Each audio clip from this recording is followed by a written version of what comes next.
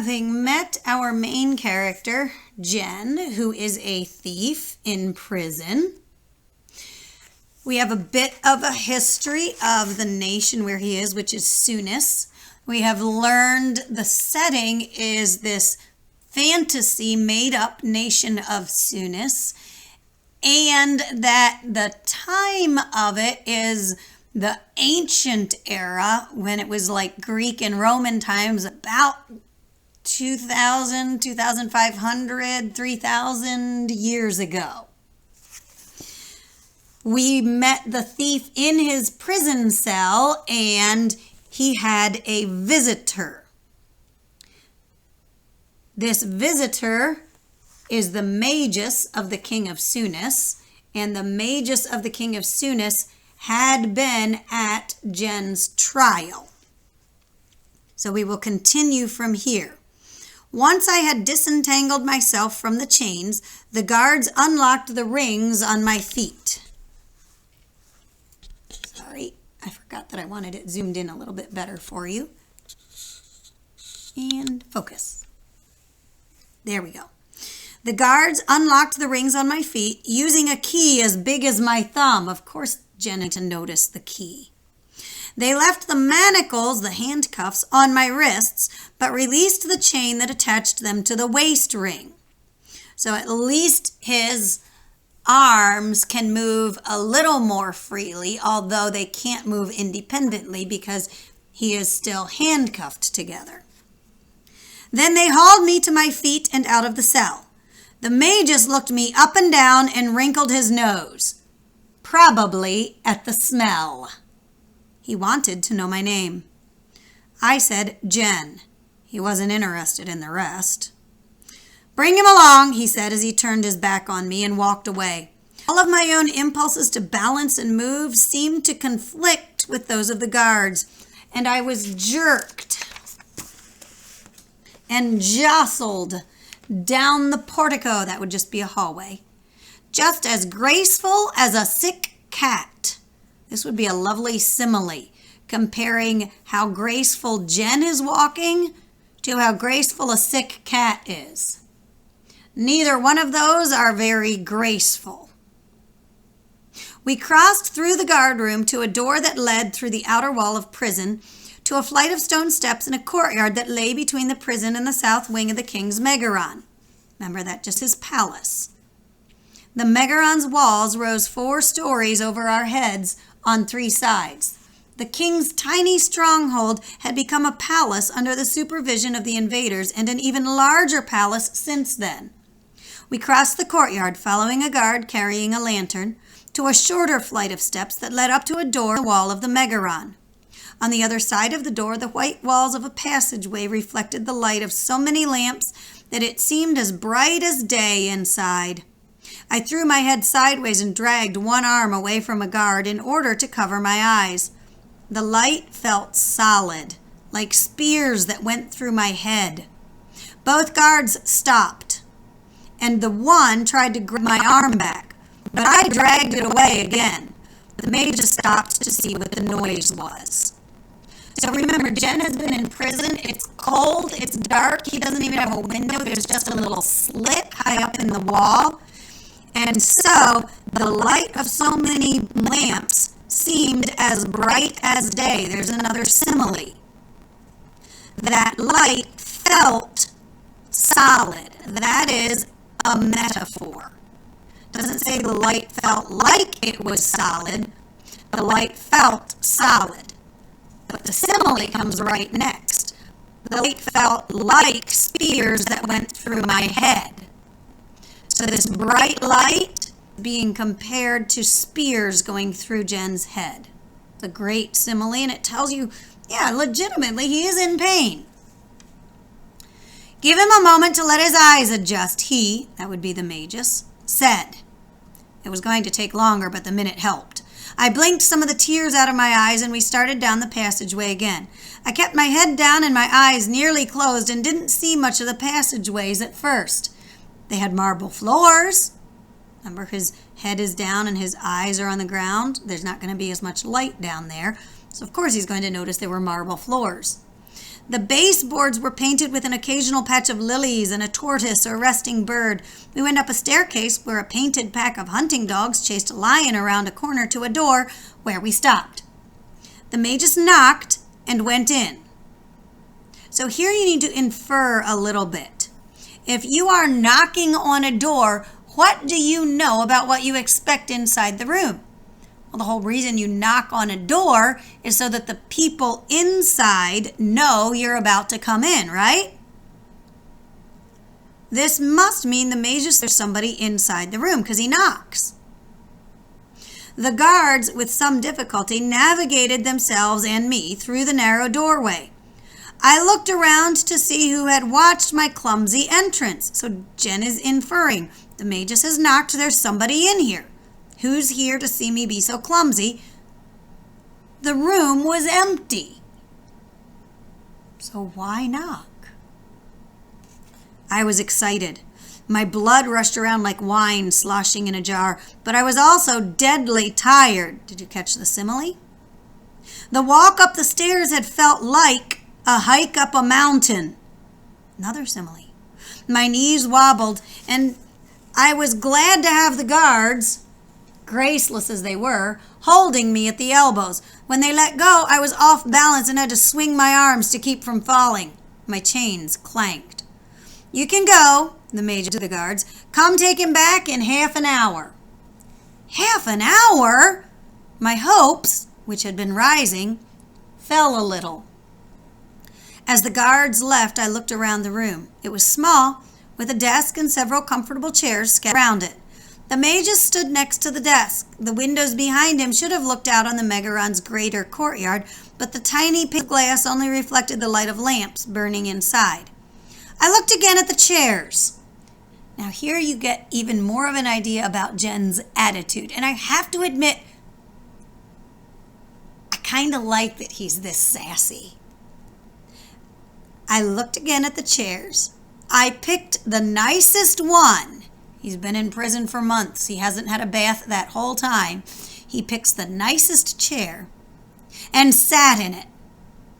The magus stiffened. What do you infer? Well, if you stiffen, that means you don't like something somebody else did.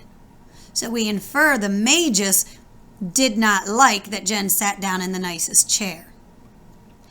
His eyebrows snapped down into a single line across the top of his face. They were dark, though most of his hair had gone to gray.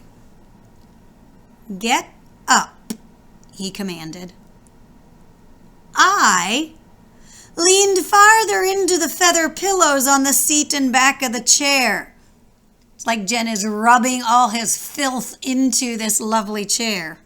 It was almost as good as clean clothes, and I couldn't have gotten up if I had tried. My knees were weak, and my stomach was considering tossing up the little I had recently eaten. The chair back came to just behind my ears, so I rested my head back and looked up my nose at the magus still standing by his desk. The magus gave me a few moments to consider my position before he stepped over to the chair. He leaned down until his nose was just a few inches from mine. I hadn't seen his face before from this close. He had the high-bridged nose of most of the people in the city, but his eyes were a very light gray instead of brown. His forehead was covered by wrinkles brought on by a lot of sun and too much frowning. I was thinking that he must have done some sort of outdoor work before he started reading books when he spoke up. I stopped thinking about his complexion, his skin, and shifted my gaze back to his eyes.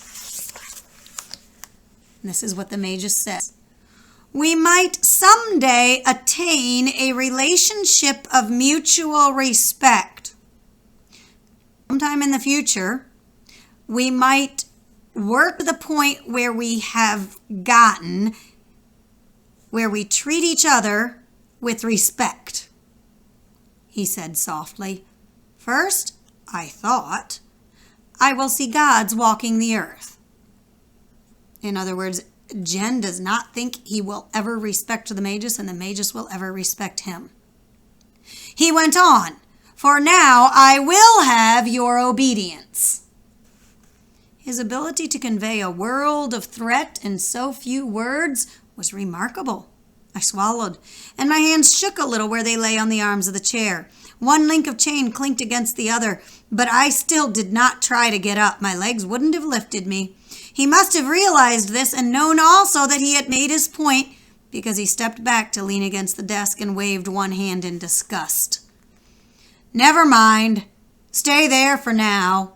The seat will have to be cleaned. So the Magus just made it clear the reason he wanted Jen to get up was he didn't want Jen to get this nice chair dirty, but he realizes Jen has been in the chair long enough that it'll have to be cleaned. I felt my face getting redder. It was not my fault that I stank. He should spend some months in the king's prison, and then we would see if he still smelled like old books and scented soap. He looked me over for several moments more and didn't seem impressed. I saw you at your trial, he said finally. I did not say that I had noticed him there as well. You're thinner. I shrugged. Tell me, said the Magus, have you found yourself reluctant to leave our hospitality? Have you decided you really don't want to leave the place where we are keeping you and feeding you? He's being sarcastic. You said at your trial that not even the king's prison could hold you, and I rather expected you to be gone by now. He was enjoying himself. I crossed my legs and settled deeper into the chair. So just because the Magus is rubbing it in that Jen said he would escape from prison and hasn't, Jen gets back in the Magus not by saying anything necessarily, but by showing the Magus that he can't control him, by making the chair even dirtier. He, that's the Magus, winced. I said, some things take time.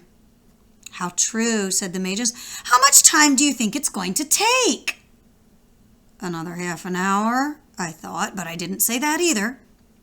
I think it's going to take a long time, said the Magus. I think it could take the rest of your life. After all, he joked, when you're dead, you certainly won't be in the king's prison, will you? I suppose not. I didn't think he was funny. You bragged about a lot of things at your trial. Idle boasts, so bragging things that aren't true, that you can't really do. Idle boasts, I suppose. This is Jen talking again. I can steal anything. So you claimed. It was a wager, that's a bet, to that effect that landed you in prison. So now we know somehow Jen was put in prison because he bet someone that he could steal something. We'll learn more about that later. He picked a pen nib off the desk beside him and turned it in his hands for a moment. It is too bad for you that intelligence does not always attend gifts such as yours. The Magus just insulted Jen. You might have gifts of being able to steal things, anything, but it's too bad for you that you are not also smart. It's too bad for you that intelligence does not always attend gifts such as yours, and fortunate for me that it is not your intelligence I am interested in, but your skill. So the king's scholar is interested in a thief because he's good at stealing things. If you are as good as you say you are. I repeated myself. I can steal anything. Except yourself out of the king's prison? The Magus asked, lifting only one eyebrow this time. I shrugged. I could do that too, but it would take time. Might take a long time, and I wanted the king's Magus to offer a fast. Well, you've learned how to keep your mouth shut at least, said the Magus. He pulled himself away from his desk and walked across the room. While his back was turned, I pushed the hair away from my eyes and took another quick look around the room. It was his study, but I already knew that. There were books and old scrolls in piles on the shelves. There was a scarred bench piled with amphoras and other clay containers. What are amphoras? Clay containers, because it's piled with amphoras and other clay containers. There were glass bottles as well. At the end of the room was a curtained alcove that's like a closet that has a curtain over it instead of a door. At the end of the room was a curtained alcove, and barely visible on the curtain was a pair of feet in leather boots. Remember? The miss knocked on the door before he came in. We didn't see anybody at first. This person with their feet in leather boots is sort of hiding in this curtained off section so they're not seen right away. I turned back around in my chair with my stomach jumping. "You could shorten the time without shortening your life," said the Magus. I looked up at him. I'd lost the thread of the conversation. Jen had stopped paying attention to what the Magus was saying. In the moment it took me to recover it, to figure out what the Magus had been saying, I realized that he was now nervous himself. I relaxed in my seat. "Go on." "I want you to steal something." I smiled. "Do you want the king's seal? I can get it for you." "If I were you," said the Magus, "I'd stop bragging about that." His voice grated. My smile grew. The gold ring with the engraved ruby, the king's seal, had been in his, the Magus's, safekeeping when I had stolen it away. So now we learn that Jen is an extremely good thief. He's so good that he can steal the king's seal ring, the ring that when it is added to any document makes it official, as if the king himself has given permission for this to be the law, for this to be what is done. Jen stole that ring when the Magus was supposed to be keeping it safe. Losing it, that seal ring, I was sure had badly damaged his standing at the king's court. Got him in trouble with the king. He, the Magus, glanced over my shoulder at the curtained alcove where those feet are, and then he got to the point. "There's something I want you to steal. Do this for me, and I will see that you don't go back to prison." Sounds like a good reward. "Fail to do this for me, don't steal what I want, and I will still make sure that you don't go back to prison." Now there's a threat. Prisoners left the king's prison all the time. Masons, carpenters, blacksmiths, any skilled craftsman could expect to finish their sentences working for the king's profit, not being paid, but doing what they're good at anyhow. Unskilled workers were collected several times a year and sent to the silver mines south of the city. They rarely returned. It was dangerous to be mining silver. And other prisoners just disappeared. It was clear enough what the Magus had in mind, so I nodded. "What am I stealing?" was all I cared about. The Magus dismissed the question. "You can find out the details later. What I need to know now is that you are capable." That I hadn't been overcome by disease, crippled, or starved beyond usefulness while in prison. "I'm capable," I said, "but I have to know I'm stealing."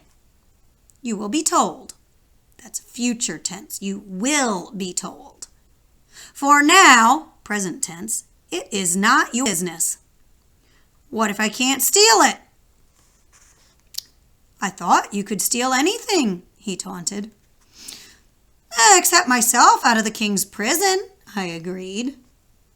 "Don't try to be smart," the Magus shook his head. "You don't pretend well."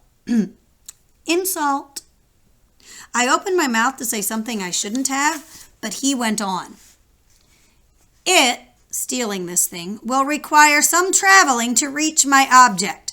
There will be plenty of time for you to learn about it as we go." I sat back in my chair, mollified and delighted. Mollified means you feel like you have gotten your way. So Jen feels like he's gotten his way as far as knowing a little bit more about what he's stealing. Delighted, well, the next sentence tells us why. If I got out of the city of Sunis, no one would bring me back. The Magus had to have known exactly what I was thinking because he leaned close over me again. "Don't think that I am a fool." He wasn't a fool, that much was true, but he didn't have my motivation, my reason not to ever come back to the city of Sunis. He, the magus, leaned back against the desk, and I sat back in my chair, thinking that the gods had listened to my prayer last. Then I heard the rings on the top of the curtain behind me slide across their rod, and I remembered the 2 feet in the alcove. My stomach, which had settled a little, began to jump again. The boots stamped across the room, and a hand came over the back of the chair in order to grab me by the hair. The owner of the hand lifted me up as he walked to the front of the chair and held me, facing him. So that means he's twisted Jen's hair around, and he's holding Jen up by the hair. Not very comfortable. "Don't think that I am a fool either," he said. This is the person that was hiding behind the curtains now. He, the person that was hiding, was short, just as his father had been, and stocky, that means not thin. His hair was a dark gold color and curled around his ears. It would have looked effeminate on anyone else. It probably endeared him to his mother when he was a child, but there was nothing endearing about him now. My hair was pulling free of my head, and I was standing on the tips of my toes to relieve the strain. I put both hands on top of his and tried to push the hand down. Found myself hanging entirely off the ground. This guy is strong, and he doesn't mind causing pain. This is the guy that was hiding in the alcove now. This is not the magus. He dropped me. My legs folded under me, and I sat on the floor with a thump that jarred my entire body.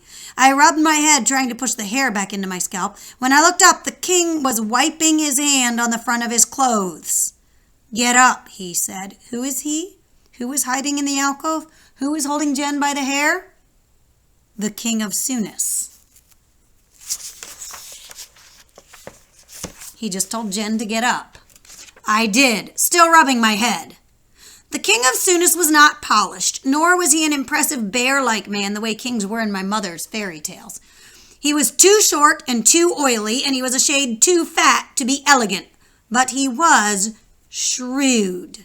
The rest of this paragraph supports this main idea. Someone who is shrewd, it carries a rather negative connotation. Smart just means you could use your intelligence for helping others. A shrewd person very often uses their intelligence for their own benefit. So kind of selfishly smart. Our evidence that the king of Sunis is selfishly smart. Well, here we go. He routinely doubled his taxes. So every couple of years, he makes his people pay double the amount in taxes to the government. He kept a large army, so the taxes allow him to pay his soldiers, and those soldiers prevent any rebellion by his citizens. Smart and definitely selfish. The taxes supported the army, and when the army itself became a threat, when they don't feel like keeping the citizens from rebelling against taxes, he sent it off to fight with his neighbors. Their victories, the victory of the armies of Sunis, enriched the treasury. So when the army wins, they send money and goods back to Sunis. The kingdom of Sunis was bigger than it had been any time since the invaders had broken off pieces of it to award to their allies. The king had driven the Aetolians out of their land on the Sunis side of the Hephaestial Mountains. So, Aetolians are going to come up again. They are from the nation of Aetolia. The Hephaestial Mountains are a geographic feature. They're mountains that are between Sunis and the nation of Aetolia. So the Aetolians had come over across the Hephaestial Mountains and taken land in Sunis. This king of Sunis, his army beat the Aetolians and sent them back across the Hephaestial Mountains to their own country. It forced them back through the narrow pass through the country of Eetus. So Eetus is in the mountains, to the Aetolian homeland on the far side. There were rumors that he wanted to annex land there as well. So he has gotten all his own land back, and now the rumors are that he wants to annex land in Aetolia, across the mountains. That Aetolia was preparing for all-out war. Ignoring his magus, Sunes walked over to the bench on the wall beside my chair. So the king of Sunes is called by the name of his country. He, the king of Sunes, pulled a small casket off it. No, this is not the casket with dead bodies. It does have something in it. So it's a container. And carried it, this container, to the magus's desk where he tipped its contents out. A cascade of double heavy gold coins. A single one by a family's farm and all its livestock. To put this into today's terms, to buy even a small farm with the livestock and the equipment that goes with it, you're talking between $500,000 and $1 million. So there are a cascade, a whole bunch of these coins. Each one is worth a whole lot of money. Several pieces fell and rang on the stone floor. One landed by my foot and lay staring up at me like a yellow eye. Can coins stare? No. This is an example of personification. A coin can't lie on the floor and stare. Staring like a yellow eye, the like means this is a simile. I almost bent to pick it up, but stopped myself and said instead, "My uncle used to keep that much under his bed and count it every night." "Liar," said the king. "You've never seen that much gold before in your life." He couldn't know that I had overstayed my welcome one night while creeping through his megaron and had crawled up through the space where the pipes of the Hippocaust ran to hide in his treasure room. I had slept for a day in stuffy darkness on the ridge tops of his treasure trunks. So indeed, Jen has seen that much gold before. Sunes, the king, tapped the chest lying empty on its side in front of him. "This is the gold that I am going to offer as a reward if you fail to bring back what I am sending you for. I will offer it to anyone from this country or any other who brings you to me." So millions of dollars in a reward if Jen runs away. He tipped the casket upright and snapped the lid down. I felt my stomach dropping. It would be hard to outrun a reward like that. I would be hunted from one end of the world to the other. "I would want you alive, of course," said the king, and carefully described the grisly things that would happen to me when I was captured. I tried to stop listening after the first few examples, but he went on, and I was mesmerized like a bird in front of a snake. The magus stood with his hands across his chest and listened just as carefully. He did not seem nervous anymore. He must have been satisfied that the king had accepted his plans and that his threats would encourage me in my work. My stomach felt worse and worse. My cell, when I returned to it, felt warm and safe by comparison to the magus's study. As soon as the guards were gone, I lay down on my stone bench and dumped the king and his threats out of my head without ceremony. They were too unpleasant to worry over anyway. I concentrated on a vision of myself leaving the prison. I made myself as comfortable as possible and went to sleep.